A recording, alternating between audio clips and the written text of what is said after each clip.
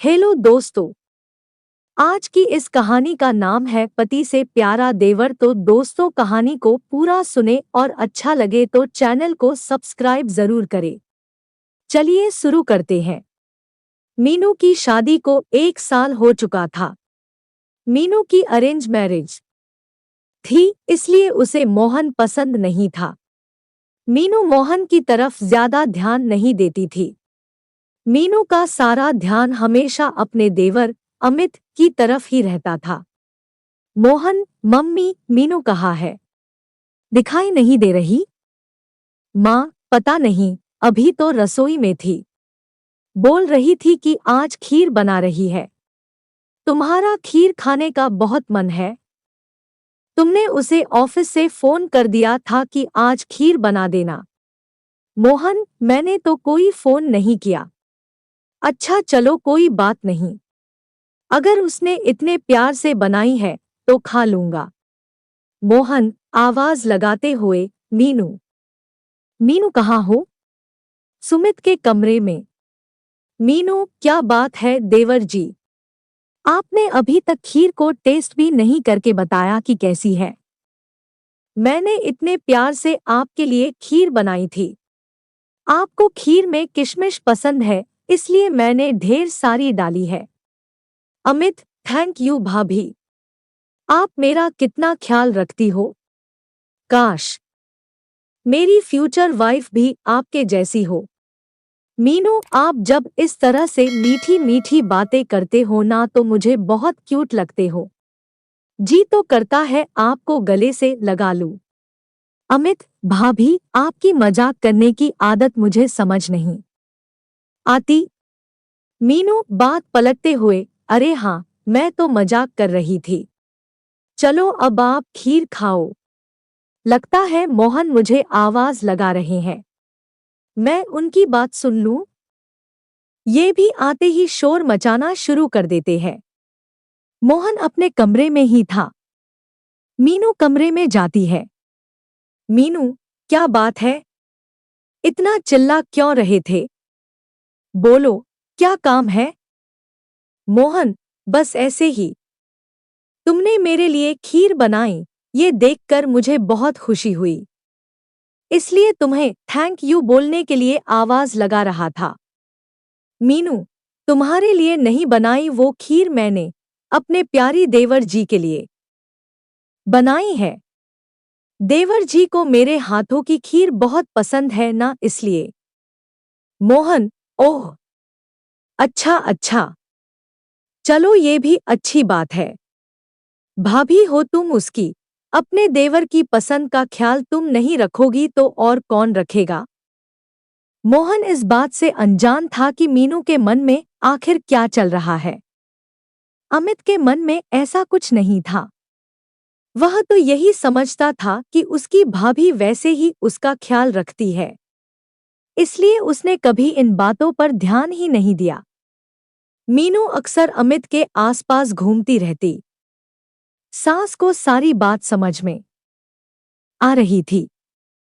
एक दिन, मीनू, देवर जी, ये देखो, मैं मार्केट गई तो ये शर्ट पसंद आ गई। सोचा अगले हफ्ते आपका जन्मदिन है तो आपके लिए ले आई। ये शर्ट आपके ऊपर बहुत अच्छी लगेगी। चलो, अब पहन कर तो दिखाना। मैं भी तो देखूं मेरे प्यारे देवर जी इस शर्ट में कैसे लगते हैं। मान, मीनू बहू, तू मोहन के लिए कुछ नहीं लाई?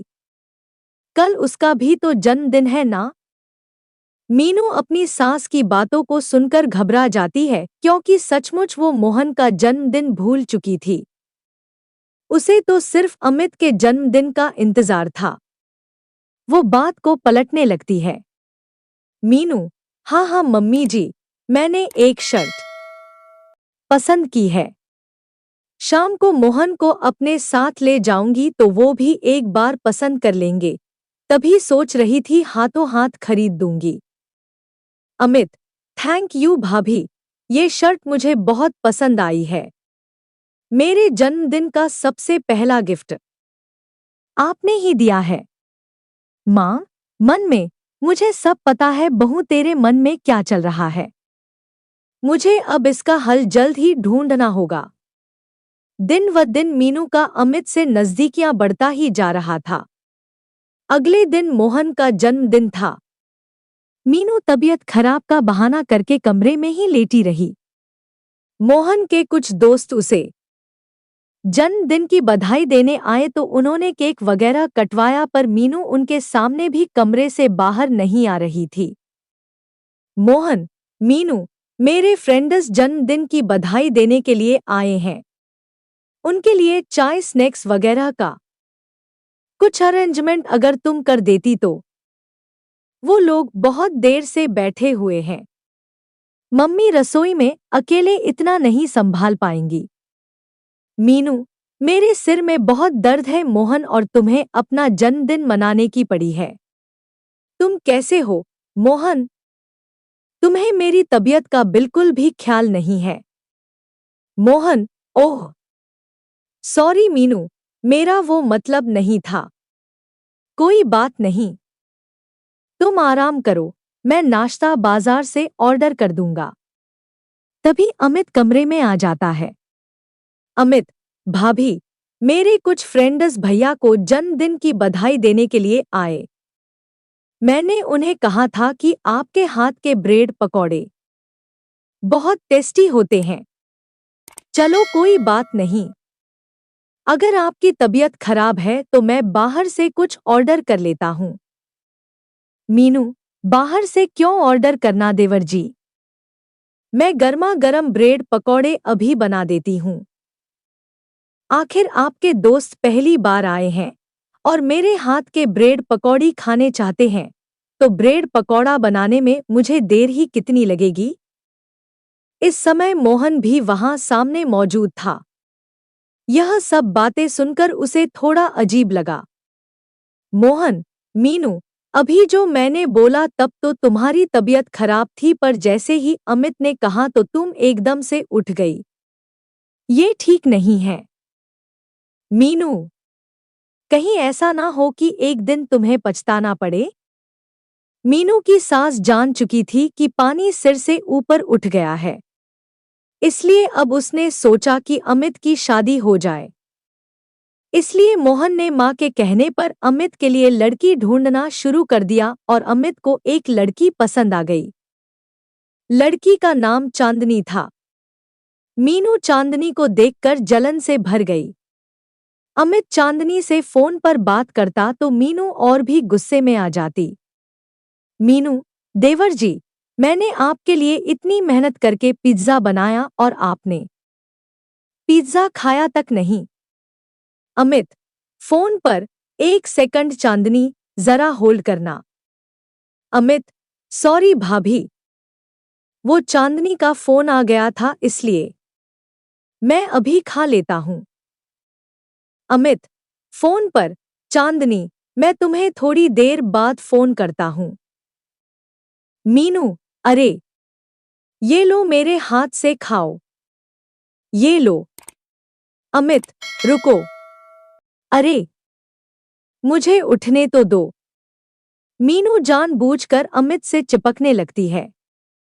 अमित को ये सब बहुत अटपटा सा लग रहा था। उसे हल्का सा गुस्सा भी आया। तभी चांदनी का फोन आ जाता है। मीनू कॉल देख लेती है और अमित के हाथ से फोन छीनकर काट देती है। अमित, भाभी, ये क्या बदतमीजी है? आपने चांदनी का फोन क्यों काट दिया? मीनू, तुम पहले मेरे से बात करो। मैं तुम्हारे आगे पीछे घूमती हूँ, तुम्हारे लिए इतना सब करती हूँ, और तुम मेरी तरफ ध्यान देने की जगह जो अभी तक तुम्हारी वाइफ बनी ही नहीं है, उस पर ध्यान दे रहे हो।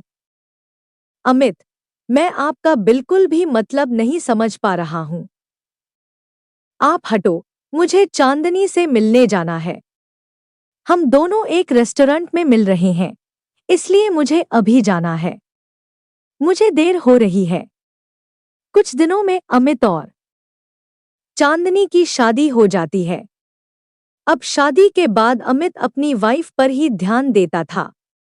अमित और चांदनी दोनों अपनी लाइफ में बहुत खुश थे। ये देखकर मीनू मन ही मन चांदनी से ज्यादा नफरत करने लगी।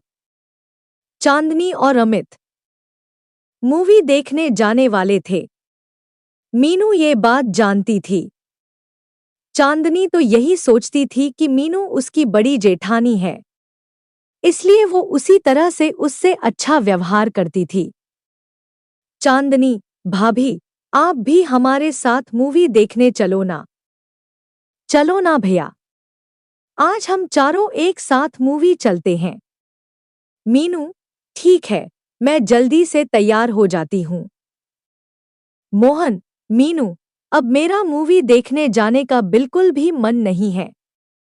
अमित और चांदनी को अकेले जाने देते हैं। ना, हम फिर किसी दिन चलेंगे। माँ, मोहन ठीक कह रहा है बहू। उन दोनों को जाने दो, तुम कल चले जाना। मीनू, नहीं, मुझे आज ही जाना है। अब वो दोनों इतने प्यार से कह रहे हैं, तो उन्हें मना कैसे कर दूं? अमित, चांदनी, मेरा बिल्कुल भी मन नहीं है। मेरे सर में बहुत दर्द हो रहा है। अगर तुम बुरा ना मानो तो हम मूवी का प्लान फिर किसी दिन बना लें। आज भैया भाभी को जाने दो। चांदनी, अरे, तुम्हारे सिर में दर्द है, तुमने मुझे पहले क्यों नहीं बताया? रुको, तुम कमरे में चलो, मैं तुम्हारे माथे पर बाम लगा देती हूँ और गर्म गर्म अदरक वाली चाय बना लाती हूँ। मीनू अमित और चांदनी का आपस में प्यार देखकर चिढ़ जाती है। वो गुस्से में अपने कमरे में पैर पटककर जाने लगती है कि आंगन में रखी बाल्टी से उसका पैर टकरा जाता है और वो बहुत तेज जमीन पर गिर जाती है।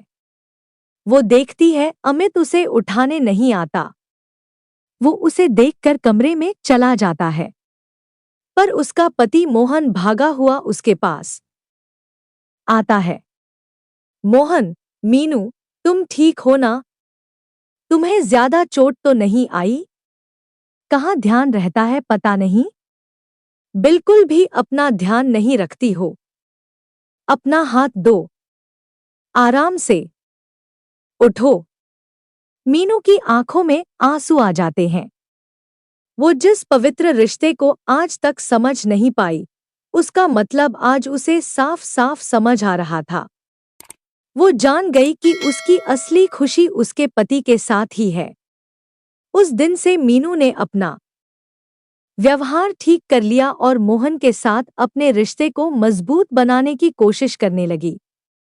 आज की ये खास और मजेदार कहानी आपको कैसी लगी? नीचे कमेंट में जरूर बताएं।